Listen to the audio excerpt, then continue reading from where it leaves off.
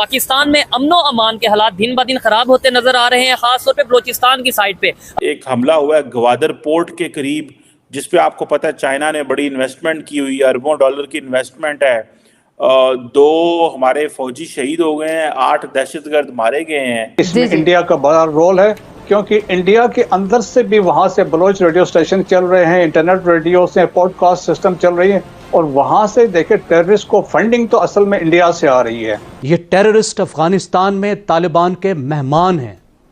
इनको वहां असला मिलता है, बेहतरीन असला फराहम किया गया है, हिफाजत से रह रहे हैं। इनके लीडरों को वुज़रा का प्रोटोकॉल मिलता है। बीएलए भी जिहाद कर रहा है और पाकिस्तान की आर्मी भी जिहाद कर रही है। कौन सा जिहाद सही है मुझे नहीं पता। ग्वादर में हम पता नहीं कौन सा एक इंटरनेशनल स्ट्रैटेजिक और पॉलिटिकल जो है एक कायम कर रहे हैं, जिसमें कि चिड़िया पर नहीं मार सकती।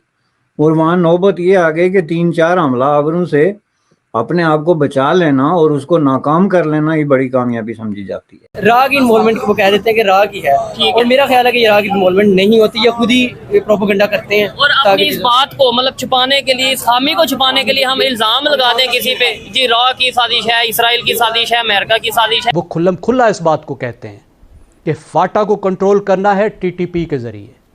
मुज़ाकरात में भी यही मकसद है, दहशतगर्दी में भी यही मकसद है, और फिर फाटा को कंट्रोल करके पाकिस्तान को तोड़ना है। ग्वादर के हवाले से किस किस के पेट में दर्द जे बहुत मुश्किल सी इस्तिलाह है, लेकिन ये कि वो वाकया है किस किस के पेट में हो रहा है वो हमें मालूम है, वो चाहे अमेरिका हो चाहे भारत हो। जय हिंद दोस्तों, फनतंत्र में आपका स्वागत है। आए दिन बलोचिस्तान के लोग पाकिस्तान में बॉम्ब ब्लास्ट करते रहते हैं। कुछ दिन पहले ही बीएलए यानी कि बलोच लिबरेशन आर्मी के लोग पाकिस्तान के ग्वादर पोर्ट पर सर्जिकल स्ट्राइक किया है। बलूचिस्तान के लोग अपनी आज़ादी को लेकर लंबे समय से संघर्ष कर रहे हैं। बीएलए के लोग पाकिस्तान में स्ट्राइक करके ईरान के सिस्तान प्रांत में भाग जाते हैं। पाकिस्तान जब बीएलए को मारने के लिए सर्जिकल स्ट्राइक करता है तो ईरान भड़क जाता है, जिससे ईरान और पाकिस्तान में युद्ध का माहौल बना रहता है। पाकिस्तान ईरान से सटे बलूचिस्तान वाले इलाके में हमेशा अशांत रहता है। इसमें भारत के लिए मज़े की बात है, क्योंकि कहा गया है कि दुश्मन का दुश्मन हमेशा दोस्त होता है। पाकिस्तान का युद्ध लड़ते लड़ते उसकी जो भी इकनॉमी बची हुई है वो भी तबाह हो जाएगी, और एक दिन अफ़गानिस्तान जैसा पाकिस्तान पर टीटीपी और बीएलए का कब्जा हो जाएगा।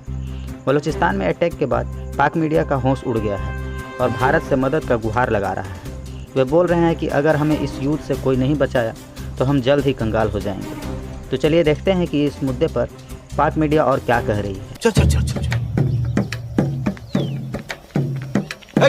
आज ग्वादर पोर्ट की कॉलोनी के अंदर उन्होंने फिर हमला किया, 2 अफसरान को वहां पे शहीद किया। ज्यादती है। मजीद ब्रिगेड है जिसने हमला किया, जिसने हमले की जिम्मेदारी कबूल की है। मजीद ब्रिगेड कौन है? ये जुल्फकार अली भुट्टो के ऊपर उनके अपना गार्ड था, मजीद उसका नाम था, उसने हमला किया था। बलोची था, उसके नाम पर उन्होंने मजीद ब्रिगेड बनाया, उसने इसकी हमले की जिम्मेदारी कबूल कर रही है। लेकिन आज मैं मिन्नत करूंगा पाकिस्तानी इदारों से, अनफ इज अनफ। जिस तरह आपने अफगानिस्तान के अगले दिन आपने अंदर जाके घुस के उसका जवाब दिया है, प्लीज उसी तरह इसको हैंडल करें। अनफ इज अनफ, क्योंकि इकॉनमी आपका सबसे बड़ा प्रॉब्लम है, करप्शन आपका सबसे बड़ा प्रॉब्लम है। खुदारा आप स्मगलिंग रोकें। एक तो सबसे बड़ी बात चीमा साहब, जो मैं आपके अदादो-शुमार देख रहा था, सबसे ज्यादा हमले आपके सूबा सरहद केपी के और सूबा बलूचिस्तान में हुए। क्यों हुए हैं? क्योंकि दोनों के बॉर्डर अफगानिस्तान के साथ मिलते हैं, और अफगानिस्तान की दहशतगर्दी के साथ आपकी स्मगलिंग इन्वॉल्व है। जब स्मगलिंग करते हैं दहशतगर्दों पे आप हाथ हौला रखते हैं। खुदारा इन चीजों को रोके। आज जो बच्चे मरे हैं, मैं उनका भी बताना चाहूंगा। चीमा साहब, मेरे सख्त ज्यादती 35 साल का जो बहार खान है डेरा गाजी खां का, और 28 साल का इमरान अली है, दोनों किसी माँ के बच्चे हैं, जवान हैं, उनके छोटे छोटे बच्चे होंगे। तरस करें इनके लोगों के ऊपर। अब इन लोगों को करार वाकई सजा दें, इनके घरों में घुस के मारे। उसकी वजह यह है कि ये वो कौम है चीमा साहब जिनकी खातर हमने पाकिस्तान तबाह कर लिया। हमारे आधा पाकिस्तान नशों में है, आधा पाकिस्तान कलाशनकोव पे लेके फिर रहा है, लेकिन उनको कोई शर्मो लिहाज नहीं है। मैं हैरान हूं कि पाकिस्तान के लेफ्टिनेंट कर्नल अगले दिन शहीद हुआ है, कैप्टन शहीद हुआ है पाकिस्तान के अंदर। लेकिन अफगानियों को चाहिए था कि अगर तुम्हारा कंट्रोल में नहीं है टीटीपी, तो हजारे हमदर्दी करो कि हम आपके साथ हैं, आए मिल के हमला, आए मिलकर इनका कुछ करते हैं। लेकिन मुत्तकी साहब ने आगे से धमकियां दी आपको। देखिए किस तरह के लोग हैं। हमने पाकिस्तान तबाह कर लिया इन लोगों की वजह से। लेकिन उन्हें कोई शर्मो लिहाज ही नहीं है चीमा साहब।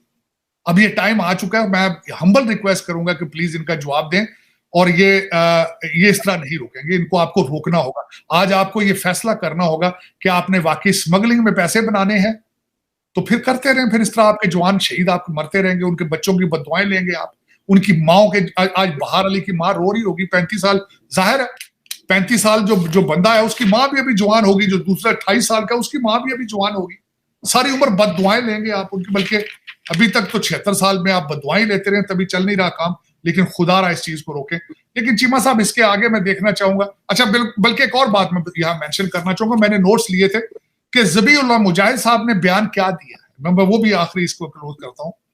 उन्होंने कहा जी हमने सुपर पावर यहाँ गिरा ली है, आप तो यू तो पीस केक, उन्होंने कहा तुसी की शाय हो, तुसी केड़े खेत दी मुड़ी हो, असी ते सुपर पावर सट ली सन।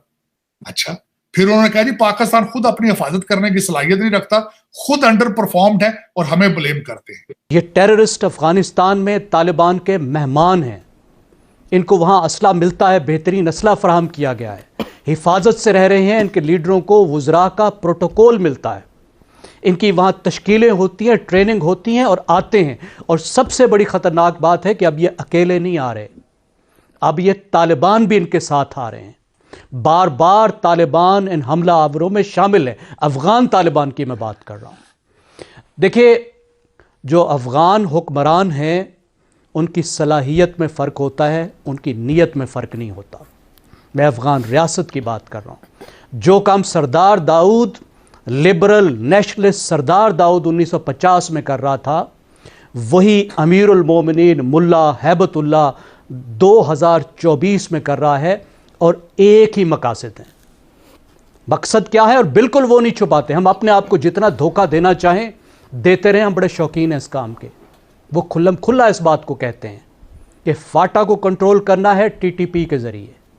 मुज़ाकरात में भी यही मकसद है, दहशत गर्दी में भी यही मकसद है, और फिर फाटा को कंट्रोल करके पाकिस्तान को तोड़ना है। क्योंकि उनके इस वक्त के वुज़रा के मुताबिक आधे से ज़्यादा अफ़गानिस्तान पाकिस्तान में है। ये वो चीज़ है जिसके लिए अफ़गानिस्तान 1947 से मुसलसल एक्ट कर रहा है, दहशत गर्दी की कार्रवाइयाँ कर रहा है। अब आप इस गिरोह को देखिए जो अफ़गानिस्तान पे हुक्मरान है। 2 साल में इनको वो मुराद दी गई जिनका तसव्वुर नहीं किया जा सकता। $3 बिलियन इनकी टोटल इनकम थी, 7-8 बिलियन डॉलर की इनको ट्रांजिट ट्रेड के जरिए इंपोर्ट करने की इजाज़त दी गई। क्या मतलब कि $5 बिलियन का सामान लेकर हमें वापस स्मगल कर लो, और जो हमने कस्टम के जरिए से कमाई करनी थी वो तुम इनडायरेक्ट कमा लो। दुनिया में कोई एक अहमक मुल्क इससे ज़्यादा दिखा दें जो ये कहता हो कि मेरा जो रेवेन्यू है, जो मेरी इनकम है, जबकि हालत ये कि एक एक चीज़, चाय का कप जो कौम उधार पे चला रही हो, वो दूसरे मुल्क को कहती है कि तुम ये सामान ले लो, मुझे वापस स्मगल कर लो, जो मैंने रेवेन्यू कमाना है वो तुम कमा लो। पूरे तिजारत इनके लिए खोल दी गई बगैर टैक्स के, अपने किसान का कबाड़ा करके। 50-50 रुपए किलो यहाँ सेब बिकता रहा। ज़रा पाकिस्तान के KP के और बलूचिस्तान के किसान से पूछिए कि उसका क्या हशर हुआ, इसलिए कि हमने भाइयों की मदद करनी थी। और अगर तुम लोग नए हो तो सब्सक्राइब करो, वो जो लाल वाला बटन है उस पर फूट फेंक के मारो या फिर मोमबत्ती, मुझे नहीं पता, बस क्लिक हो जाना चाहिए।